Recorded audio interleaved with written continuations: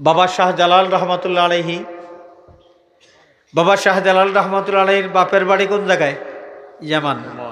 ইয়ামান থেকে গিয়েছেন মক্কা নগরীতে তার মামা সৈয়দ আহমদ কবির রহমতুল্লাহ আলাইহির খেদমতে। তিনি সেখানে গিয়ে রিয়াজত মুজাহাদা করেছেন, ইলম শরীয়ত মারিফতের শিক্ষা দীক্ষা গ্রহণ করেছেন। এখন মামা একটু পরীক্ষা করবেন যে ভাগিনা দেখিয়ে কতটুকু কি হইলেন। একদিন সৈয়দ আহমদ কবির রহমতুল্লাহ আলাইহির কাছে একটা বাঘের বিরুদ্ধে নালিশ করা হলো। এখন এই বাঘকে শাস্তি দেওয়া লাগবে। সৈয়দ আহমদ কবির রহমতুল্লাহ আলাইহি তিনি তার ভাগিনা শাহজালাল রহমতুল্লাহ আলাইহিকে নির্দেশ দিলেন, বাবা তুমি যাও বাঘের বিচারটা করে আসো, বাঘের পানিশমেন্ট হবে, বাঘকে শাস্তি দেওয়া হবে, তুমি বাঘের শাস্তি দাও। ওম্মা, বাঘের সামনে যাইতে হবে, বাঘকে শাস্তিও দিতে হবে, কত বড় দুঃসাহসিকতার কথা।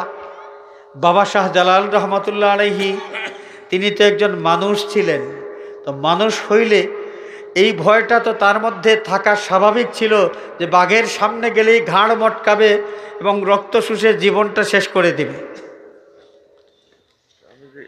সৈয়দ আহমদ কবির রহমতুল্লাহ আলাইহি যখন ভাগিনা শাহজালালকে নির্দেশ দিলেন, বাবারে তুমি যাও বাঘের বিচার করো, বাঘকে শাস্তি দাও।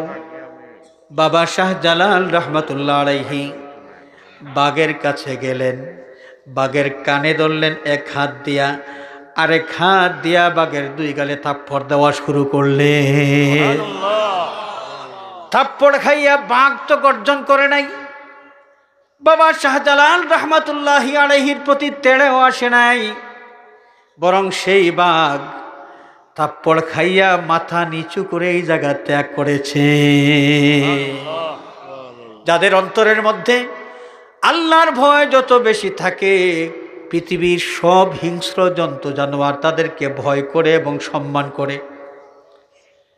আমার ওয়ালিদ মুহতারামের কাছ থেকে আমি শুনেছি, আমার ওয়ালিদ মুহতারাম নিজে যেই ঘটনার সাক্ষী ছিলেন, সেই কুলাউড়ার পূর্বে গাজীপুরের ওই দিকে, ওই যে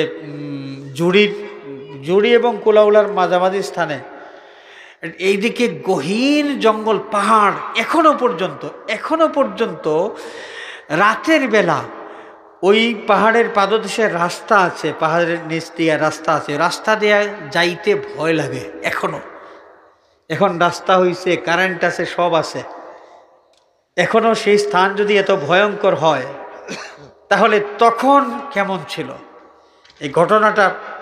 যেই ঘটনা প্রায় 50 বছরের বেশি সময় আগের ঘটনা, এটা তখন অবস্থাটা কেমন ছিল? আমার ওয়ালিদ মুহতারাম নিজে বর্ণনা করতেছেন যে হযরত সাহেব কিবলা রহমতুল্লাহ আলাইহি চিল্লা করতে গিয়েছেন। চিল্লা করা, চিল্লা এটা ডিজিটাল চিল্লা না, আমাদের বর্তমানে ডিজিটাল চিল্লা। বর্তমান ডিজিটাল চিল্লার নিয়ম হলো বাজারে বাজারে চক্কর দেওয়া, পেট ভরে খাওয়া দাওয়া করা, রাত দিন সবসময় খাওয়া, আর বাজারে বাজারে চক্কর দেওয়া, গ্রামে গ্রামে চক্কর দেওয়া, এটা হলো ডিজিটাল চিল্লা।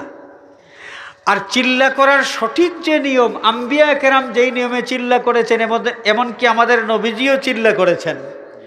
চিল্লা করতে হয় একটা নীরব নির্জন এলাকায়, গহীন একটা স্থানে, গহীন জঙ্গলে, নীরব নিস্তব্ধ একটা স্থানে, যেখানে কোনো মানুষের কোনো কোলাহল নাই, নির্জন স্থানে ধ্যানমগ্ন থেকে রোজা রাখার মাধ্যমে চিল্লা করতে হয়। রোজা ছাড়া চিল্লা হয় না, পেট ভরে খাইয়া আর বাজারে বাজারে চক্কর দিয়া চিল্লা হয় না। নবীজি চিল্লা করেছেন নির্জন স্থানে ধ্যানমগ্ন থাকার মাধ্যমে, নবীজি চিল্লা করেছেন রোজা রাখার মাধ্যমে।